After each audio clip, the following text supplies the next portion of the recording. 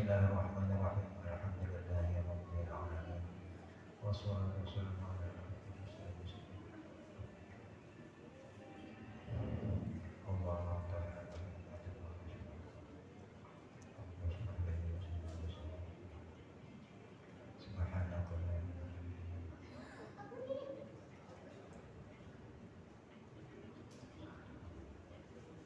Bismillahirrahmanirrahim. Qala musannif rahimahullah ta'ala.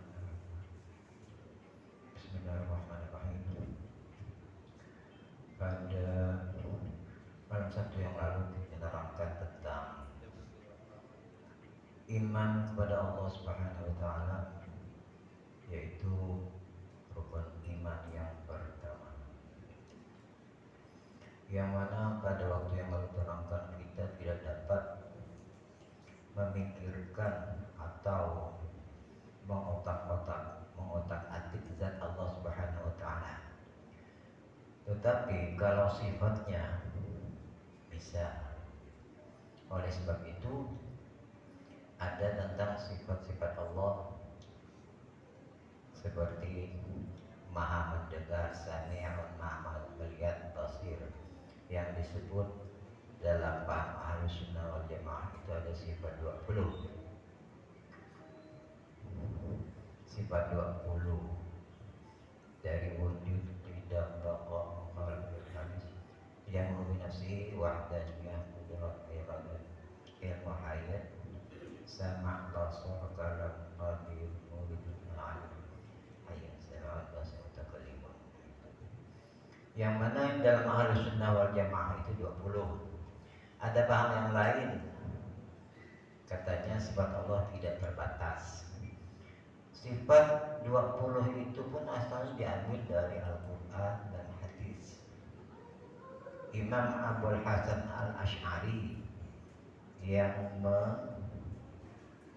menghitungnya itu dikumpulkan menjadi asalnya 13 oleh Imam Abul Hasan Al-Asy'ari, dilengkapkan oleh Imam Abu Mansur Al-Maturidi menjadi 20, 13 ditambah 7, yang Imam Abu Hasan Al-Asy'ari hanya sampai menerangkan terakhir kalam. Abu Mansur Al-Maturidi tambah dengan qadiran atau qadirun aliman itu, dan sampai mutakalliman. Sifat-sifat itulah yang kita pelajari. Contohnya seperti ini. Allah itu kan dikatakan basir, maha melihat, alim, maha mengetahui. Sifatnya maha, yang hanya dapat diberi disebut dalam bahasa ini dengan maha itu hanya Allah. Kalau maha itu artinya semuanya, misalnya maha alim, maha mengetahui. Allah Subhanahu wa taala tidak hanya mengetahui yang nampak oleh mata, bahkan yang tidak nampak, apa yang tersirat dalam hati kita, Allah Maha tahu. Bahkan apa yang akan kita kerjakan Allah sudah Maha tahu. Itu keyakinan iman kita kepada Allah. Sehingga kalau orang-orang benar-benar itu imannya kuat, dia tidak akan mau bercita-cita atau berbuat sesuatu yang menyalahi larangan Allah. Contoh dalam Al-Quran misalnya dikatakan dalam surah Al-Hujurat itu jangan terlalu banyak sangka. Inna ba'da dhanni itsmun, karena sebagai dari persangkaan itu adalah dosa. Dia namanya kalau dalam kita bilang suudzon, atau buruk sangka atau bersangka negatif. Baru ada perasaan begitu tuh Allah sudah tahu, itu Maha tahu. Kita menyangka, makanya kita di dalam ilmu orang yang sudah tinggi tidak mau namanya menyangka jelek, karena dia tahu bahwa Allah mengetahui itu. Walaupun kata ulama lain, kalau hanya dalam hati persangkaan tidak diucapkan, menyangka orang jelek itu belum dianggap dosa, kecuali sudah terkeluar dunia itu. Contoh ada orang berjalan masuk rumah, apa orang itu karena mencuri, itu kan sangka, walaupun tidak tahu sudah ada persangkaan. Itu menurut ulama yang dekat Allah, dosa. Karena dalam Al-Quran katakan inna ba'dal dzanni ismun. Karena sebagian persangkaan itu dosa, dianggap dosa dia tidak mau. Nah, karena yakin dengan Allah itu Sami' Basir, Maha mendengar dan Maha melihat. Bismillahirrahmanirrahim. Ya'lamu kha'inatal a'yun. Allah Maha mengetahui khianatnya mata. Ainallah al-kha'inah atau pandangan yang berkhianat. Artinya walaupun kita hanya menjeling, Allah Maha mengetahui. Ini namanya imannya yang mendalam, sehingga tingkah lakunya itu semuanya diatur. Ini iman kepada Allah. Tidak hanya sekedar mengetahui Allah itu ada, Allah menciptakan, tapi segala macam apa yang kita lakukan kita yakin bahwa Allah Maha mengetahui. Itu jadi dikatakan iman kepada Allah. Wa ma yakhussu sudurul qulub wa ya'lamu sirra wa akhfa. Dan Allah Maha mengetahui apa yang disembunyikan oleh hati, dan Maha mengetahui tentang rahasia dan juga apa yang tersembunyi. Malah gerak hati, makanya yang dikatakan ikhlas itu kan yang Maha mengetahui hanya Allah ya.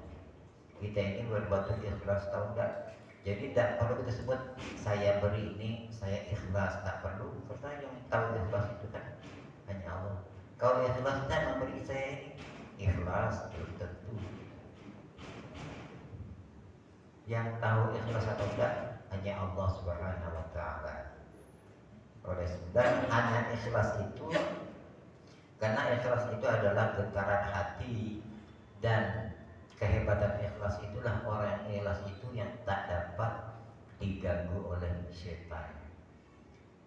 Karena syaitan iblis itu sudah berjanji kepada Allah sampai kiamat dia akan menyesatkan anak Adam, kecuali illa ibadikal mukhlasin, kecuali hamba-hambamu yang ikhlas yang tak dapat diganggu oleh syaitan. Jadi kalau kita ini belum dapat ikhlas, berarti masih dapat diganggu, ditipu daya oleh syaitan. Nah itu dah. Bismillahirrahmanirrahim.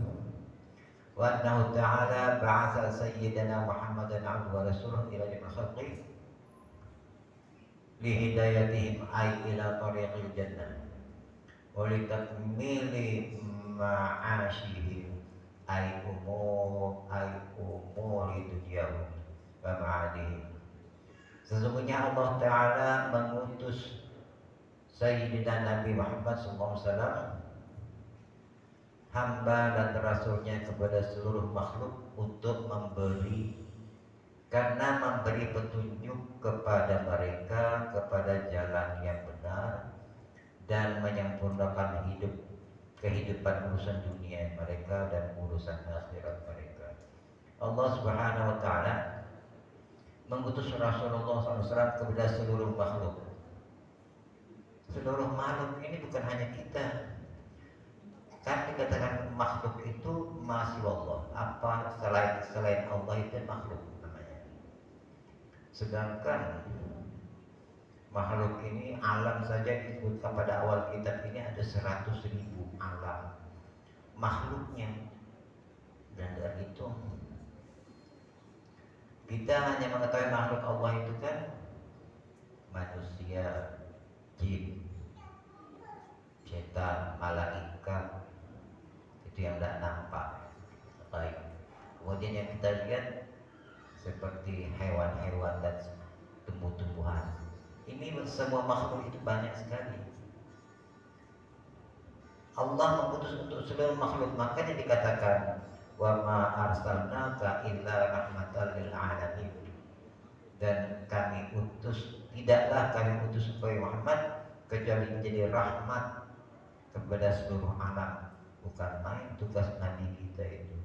Kalau zaman Nabi-Nabi yang dulu dikatakan Al-Quran hanya khusus bangsa kaum tertentu, ada namanya kaum Samud, ada kaum Ad, seperti Nabi Musa diutus kepada Bani Israel, Nabi Isa Bani Israel, dan seluruh alam. Tapi Rasul kita ini diutus untuk seluruh alam, seluruhnya, bukan hanya dunia, bahkan sampai ke atas langit pun Allah, Nabi kita itu diutus untuk memberi mereka petunjuk untuk kebahagiaan dunia dan akhirat. Wa ayyadahu ay qawahu bil mu'jizati dhahirat al-ghalibati ala man a'labil mu'arad. Wal mu'jizatu amrun zahirun ala khilafil 'ada ala yadi nabiyyin aw rasul ba'da bi'satihi fi waqti da'wan nubuwwati risalah kahyai bait bayadami wa idami jabalin wa fi jalmamin baini al-asabi'. Dan Allah Subhanahu wa taala memberi kekuatan kepada nabi, rasul dengan mukjizat yang nampak. Tujuannya untuk mengalahkan orang yang menentang. Jadi mukjizat itu asal dari kata i'jaz, melemahkan. Jadi Allah memberi mukjizat untuk melemahkan orang yang membangkang. Mukjizat rasul yang terbesar adalah Al-Qur'an. Itu mukjizat. Jadi ada yang menyatakan ini mukjizat Allah. Bukan mukjizat Allah, mukjizat rasul nabi. Kan begini, kita dibagi. Para nabi rasul diberi mukjizat seperti Nabi Musa, mukjizatnya tongkat jadi ular. Kemudian tangannya bercahaya setelah dimasukkan ke dalam. Tongkatnya dapat membelah lautan sehingga menjadi jalan raya.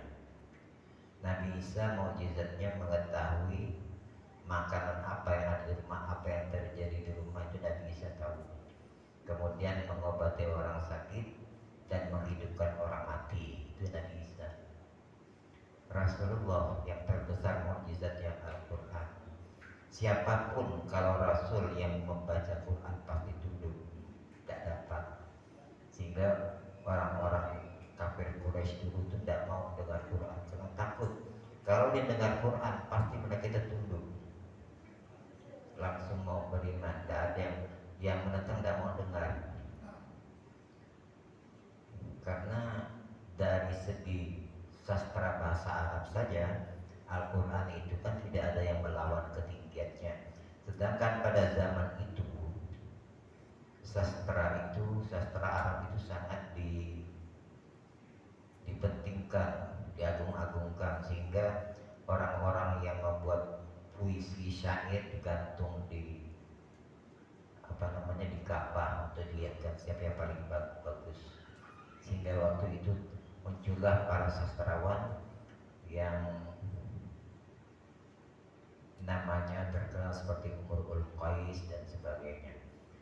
Jadi Allah Subhanahu wa taala memberi mukjizat kepada rasul-rasulnya disesuaikan dengan keadaan pada zaman itu.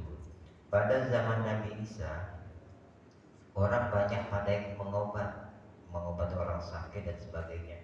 Nah, Nabi Isa sendiri diberi lebih, bukan hanya dapat mengobati orang sakit, bahkan menghidupkan orang yang mati.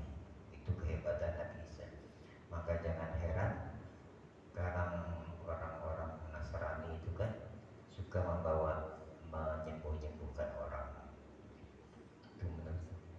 Itu namanya mukjizat, i'jaz, melemahkan siapa yang menentangnya. Kemudian dikatakan mukjizat terbesar juga yaitu mukjizat Rasulullah SAW bertemu Allah pada malam Isra Mi'raj. Dianggap mukjizat terbesar setelah Al-Quran. Cuma kalau Al-Quran ini mukjizatnya mukjizat zahir yang nampak. Kalau Isra Mi'raj itu mukjizat batin, tak nampak dan tak masuk akal. Itu. Bismillahirrahmanirrahim. Mukjizat itu adalah sesuatu yang menyalahi kebiasaan. Selanjutnya, kalau orang-orang yang dianggap wali disebut dengan keramat. Kalau orang mukmin biasa, dia bukan rasul, bukan wali tapi dia punya keistimewaan namanya maunah. Ada orang menganggap orang yang punya keistimewaan langsung dianggap wali, belum tentu wali. Karena namanya maunah, contohnya dia punya ilmu wirid-wiridan sehingga dia bisa terbang. Tapi orang Islam ibadahnya rajin, belum tentu wali. Ada juga orang misalnya dia berjalan di atas api, orang mukmin, dia namanya maunah, dia seorang yang taat dan saleh, tiba-tiba Allah memberi keistimewaan, itu namanya maunah. Kalau wali itu yang mengetahui itu siapa wali, wali juga. La ya'riful wali illal wali, tidak akan mengetahui seseorang itu wali kecuali wali. Jadi orang-orang biasa nyebut itu wali, belum tentu dia wali, bukan. Yang mengatakan wali itu harus wali juga biar dia tahu. Karena wali itu kan orang yang sangat setia kepada Allah lahir dan batin, bukan hanya lahiriah saja, batinnya pun dia setia mengerjakan apa yang diperintahkan dan menjauhi apa yang dilarang. Bismillahirrahmanirrahim.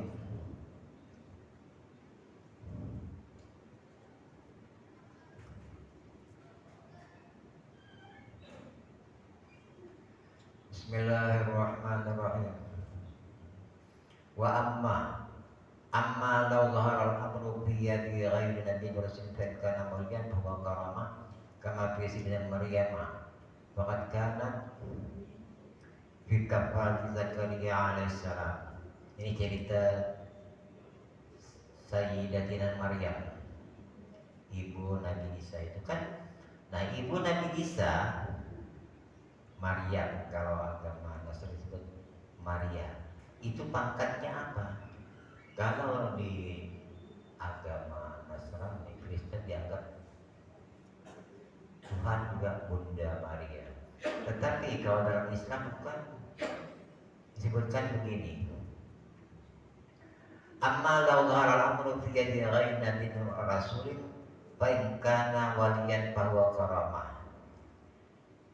Adapun yang sesuatu perkara yang nampak pada selain nabi dan rasul, maka jika dia itu wali maka disebut karamah, sebagaimana disebutkan dalam pada Sayyidatina Maryam. Nah, faqad kanat fi kafarati Zakaria alaihissalam. Sayyidatina Maryam ini di dalam asuhan Nabi Zakaria alaihissalam. Wa kana la yadkhulu 'alaiha ahadun ghairuhu wa kana idza kharaja min 'indiha ughliqa 'alaiha. Kan begini, Sayyidatina Maryam ini dijaga oleh Nabi Zakaria, dimasukkan dalam kamar dan mihrab, tidak boleh orang lain masuk, dikunci kamarnya itu.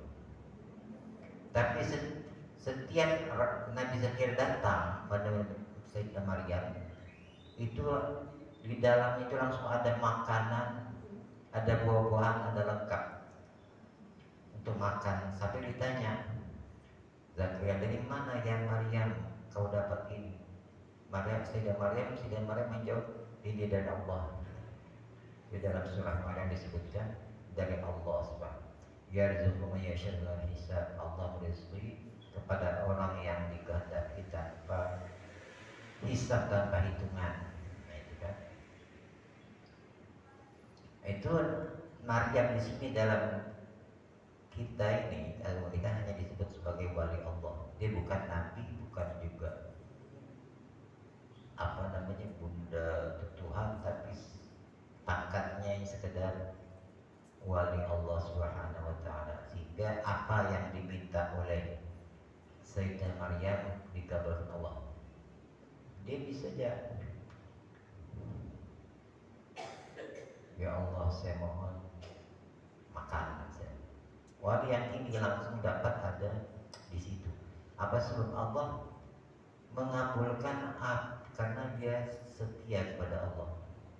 Kita ini susahnya berdoa minta-minta itu karena banyak terhalang oleh dosa kesalahan kita sendiri, sehingga tidak bisa langsung. Tapi orang yang sudah dosanya kurang sedikit, mudah mereka minta apa saja Allah akan memberi. Apalagi Nabi. Itu ya.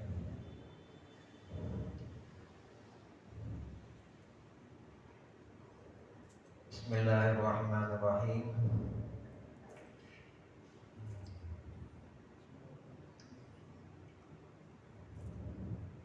Selanjutnya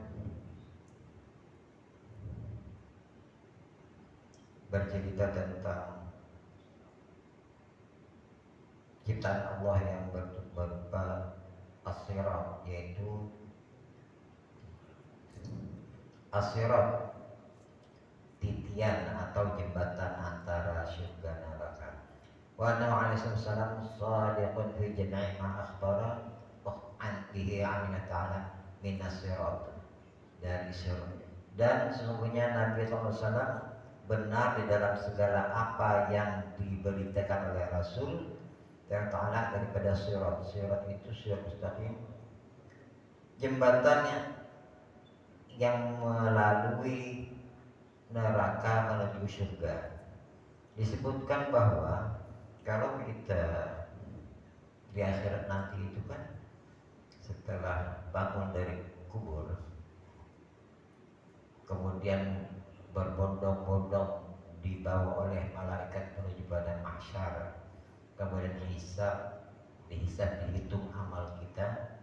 Setelah itu ditimbang, disebut mizan, barulah melangkah kepada sirat, titian sirat. Yang disebutkan titian sirat kalau cerita orang-orang dulu lebih halus, lebih tajam daripada pedang, lebih halus daripada rambut yang dibelah tujuh. Itu cerita orang. Di sini sebutkan sirat itu begini kan, naik 500 tahun, begini 500 tahun, 200 tahun, itu hitungan dunia. Nah, kemudian melalui sirat itu sendiri berdasarkan amal, kecepatan atau lambat itu berdasarkan amal kita di dunia. Jadi bekal kita untuk melalui sirat mustaqim itu berdasarkan amal kita, amal lahir dan amal batin. Saya pernah membaca, kan kita biasa membaca habis antara doa pertama dengan doa kedua itu ada asyhadu an la ilaha illallah wahdahu la syarika lah, ilaha wahdahu la syarika lahu muslimun. Itu kan baca 4 kali, istighfar 3 kali, kemudian baca 4 kali asyhadu an la ilaha illallah wahdahu la syarika lah, ilaha wahdahu la syarika lahu muslimun 4 kali. Itu diriwayatkan ulama yang biasa membaca itu dia akan dimudahkan untuk melalui sirat itu cepat, gitu. Memudahkan dia untuk melalui titian sirat. Itu salah satu amalan, sehingga dikatakan hanya 4 langkah saja sampai ke surga. Tapi orang mau mengamalkan itu kadang-kadang jarang. Habis doa pertama lagi dia. Memang, tapi kalau benar-benar itu sama dengan orang membaca ini, subhanallah wa hamdihi subhanallahil azim, kalimatani khafifatani, 2 kalimat yang ringan kata Nabi, kemudian khafifatani bil lisan, thaqilatan bil mizan. 2 bacaan itu ya subhanallah wa hamdihil azim, ringan dalam ucapan, berat dalam timbangan. Artinya siapa yang benar yakin terhadap itu, dia akan menambah berat timbangan amal kita. 2 subhanallah wa hamdihi subhanallah azim, dengan syarat khusyuk hati, tidak hanya baca. Itu modal salah satu amalan, karena di akhirat itu bekal kita itulah di sana nanti. Kita baca ini, ingat, oh bacaan ini untuk ini, kita membaca benar-benar, tidak hanya sekedar secara lisan. Itu namanya amalan ya. Kita ini banyak sebenarnya amalan-amalan ini hanya penghayatan. Itu terbentuk bergantung kepada keyakinan kita sendiri, itu iman.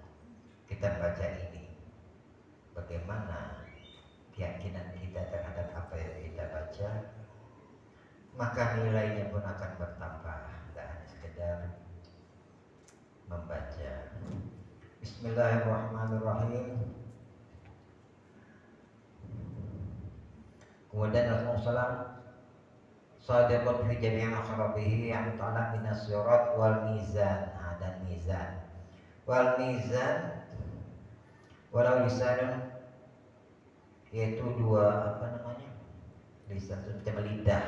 Jadi digambarkan tuh mizan itu ya, timbangan itu macam apa ya, berdiri sini sebelah ada, sebelah sini, bukan timbangan seperti kita nimbang beras, tuh bukan. Dia begini, ada lidahnya kiri kanan tengah, jadi sini lah berat bayangannya itu. Bukan timbangan seperti timbangan orang jual-jualan, itu bukan. Dia kan sebelah kiri sebelah kanan. Kalau amalnya banyak yang buruk, sebelah kiri yang berat. Kalau amalnya yang baik sebelah kanan yang berat, begitu. Jadi bentuknya macam pengadilan. Betul, model seperti itulah. Simbol. Jadi itu dibayangkan atau sama tidak tahu gitu. Kita baru mati. Itulah yang dikatakan amal-amal kita ditimbang di situ, berarti. Pertama dihitung dari catatan yang dibuat oleh malaikat. Apapun yang kita kerjakan itu tidak pernah ada semua, seperti disebut dalam surah Yasin kan, fal yauma la tuzlamu nafsun syai'an wa la tujzauna illa ma kuntum ta'malun. Pada hari ini tidaklah dizalimi, dianiaya seorang pun, dan tidak dibalas kecuali apa yang ia lakukan.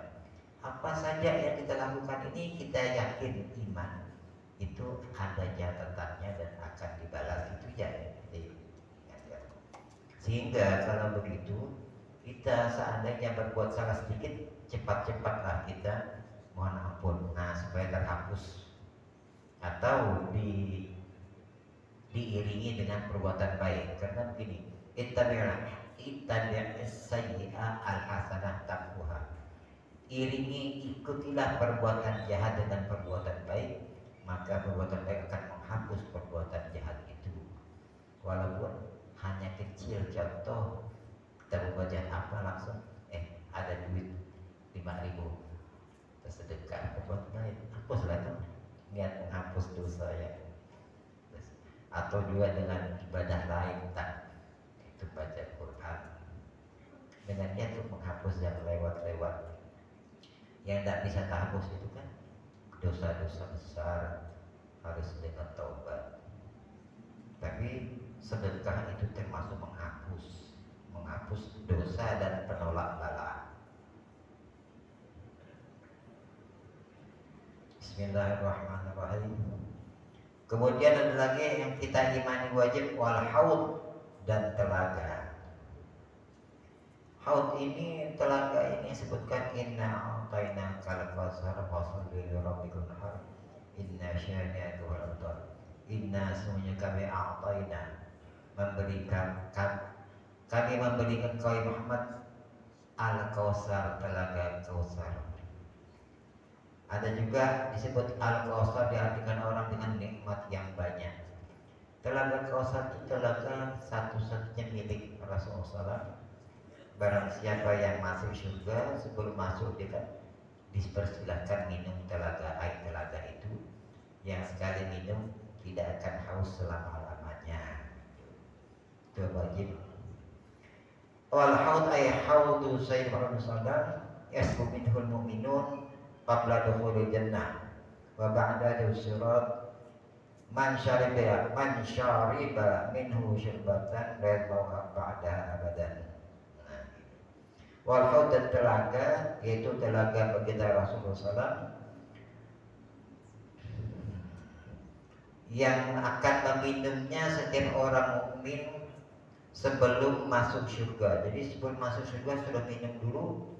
Wa ba'da jawazis sirat, dan setelah melewati titian sirat. Jadi beginilah enggak? Sirat sirat. Sebelum masuk surga minum dulu. Nah, jadi sebelum surga masuk surga itu namanya kita diberi minum telaga Al-Kausar. Maklumlah orang kehausan ketika di padang mahsyar menunggu hisab, kemudian melalui ujian surat, akhirnya selamat. Mudahan kita selamat semua. Kemudian akan masuk, persilakan minum dulu. Nah, itulah. Barang siapa yang meminumnya, la yadma'u ba'daha abadan, maka tidak akan merasa haus setelahnya selamanya. Terus ayat tuh masih rata syahrin, luasnya itu perjalanan 1 bulan besar. Maklumlah seluruh manusia sejak Nabi Adam sampai kiamat, seluas-luasnya itu sampai mau menempuhnya itu sampai 1 bulan perjalanan. Bayadan, putih seperti susu, wahlan dan asal, dan lebih manis daripada madu. Tidak dapat, jangan dibayangkan putih dari susu seperti ini, tidak dapat. Bagaimana? Manis dari madu, madu dia udah manis, dia dapatkah kita minum? Kalau lebih manis dari madu, itu menyebutkan keistimewaannya. Ya. Kemudian ada lagi gelas cawannya itu ada dunuhi sama sejumlah hitungan bintang di langit banyaknya. Maklum yang minum miliaran orang-orangnya itu dari Kausar. Wa ghairi dzalik, dan selain itu daripada umul akhirah, dari perkara-perkara di akhirat, kal hisab, seperti hisab, wa syafaat dan syafaat Rasulullah bila qiyamah syafaatun. Nah, ini yang perlu kita ini ya, selain amal-amal kita yang dapat kita lakukan, kita jangan lupa bahwa di sana itu ada syafaat, pertolongan yang istimewa bagi Nabi SAW. Rasulullah SAW itu punya syafaat, walau SAW fil qiyamah syafaatun. Bagi Nabi, bagi Rasulullah SAW mempunyai syafaat. Syafaat itu kan Rasulullah bisa menolong orang-orang yang asalnya masuk neraka bisa diselamatkan. Bagi Nabi itu mempunyai beberapa syafaat. Al-ula syafaatul uzma, itu syafaat yang agung. Fil fasli baina ahli mauqifi, yaitu dalam memisahkan di antara ahli mauqif. Wa as-saniyah iman istaqadukhulan nar dukhulan, yaitu mempunyai syafaat orang yang sudah pasti masuk neraka, karena syafaat Nabi tidak jadi masuk neraka. Kemudian adanya lagi nih. Pertama, maka itu tidak tahu orang ini ke neraka atau ke surga, maka Rasulullah SAW bisa mengambil orang itu masuk surga. Nah, bagaimana kita dapat syafaat Rasulullah SAW? Di antaranya yang banyak disebutkan adalah kita rajin membaca sholawat, karena sudah dikatakan bahwa orang yang paling dekat dengan gua adalah orang yang paling banyak membaca sholawat kepada Rasulullah SAW. Itulah. Hanya saja ada syaratnya. Syaratnya itu sholat 5 waktunya itu harus ada. Karena Rasulullah SAW pernah berkata kepada putri beliau Siti Fatimah, sholatlah, kata Rasulullah, karena aku tidak dapat menolong orang yang tidak sholat. Karena pokok. Kemudian ditambah, kan dia udah sholat 5 waktu. Kemudian ditambah dengan amalan-amalan seperti sholawat. Itu pokoknya. Kalau sholat itu termasuk menolong lah. Sebagaimana cerita seorang anak yang soleh, bapaknya udah meninggal. Ketika meninggal itu tiba-tiba dia mimpi bapaknya. Lihat bapaknya hitam, legam, seperti bagus terbakar. Dia pun sedih. Tiba-tiba datang cahaya, ada orang mendekati, diusapnya badan bapaknya itu tiba putih bersih lagi. Ternyata yang datang adalah Rasulullah SAW, Nabi datang. Kemudian Rasulullah berkata kepada anak itu, bapakmu ini katanya, waktu di dunia banyak berbuat yang sia-sia, yang tidak ada gunanya, tidak mau beramal. Kelebihannya satu, dia hanya suka berselawat kepadaku. Jadi berkat salawat itu dia dapat diampuni dosa. Tapi yang namanya sholat tetap layak kena, ada penolongnya ya. Jadi syahadat Nabi itu ada 3. Pertama, memisahkan di antara ahli maut tadi. Jadi yang mana ini bagian masuk neraka, ini bagian tidak. Kemudian orang yang sudah pasti masuk neraka tak jadi masuk neraka. Yang kedua, orang yang sudah masuk neraka bisa ditarik balik, dikeluarkan. Itu sifat Rasulullah. Arabi'ah, yang sifat keempat, fi jama'atin yadkhuluna Nabi alaihi hisab, yaitu dalam jamaah yang masuk surga tanpa hisab, karena sifat Nabi sallallahu. Kemudian lagi sifat Nabi banyak sekali. Rafi darajat jannah, mengangkat derajat surga. Kan begini, orang yang masuk surga itu kan tidak sama, surga itu ada 7. Setiap orang masuk surga itu tidak sama, di tingkat mana dia masuk. Seperti kita ini kan, anggaplah kita ini semua masuk surga, tapi tidak sama kan. Ada yang surga Firdaus, ada surga Aden, ada macam-macam. Namanya itu lain-lain. Ada bintang 5, ada bintang 6, ada bintang 7, ada kelas ekonomi, macam hotel. Masuk juga surga. Yang penting setiap orang itu selama dia masih ada iman di dalam hatinya, itu tetap masuk surga walaupun dibersihkan dari neraka. Cuma lah surganya itu di mana itu aja. Hanya kita cari yang paling bagus. Selama orang itu imannya ada pada Allah, la ilaha illallah masih ada. Yang penting dia tidak keluar dari Islam, dia tetap masuk surga. Cuma jadi dibersihkan dulu di neraka. Itu tentang masalah surga ini. Ini sudah Isya. Sampai sini insyaallah kita sambung lagi tentang al-barzakh ini. Namanya iman kepada yang gaib. Zalikal kitabul la raiba fihi alladzina yu'minuna bil ghaib. Itu orang-orang yang beriman kepada perkara yang gaib. Wallahu a'lam bishawab. Assalamualaikum warahmatullahi wabarakatuh.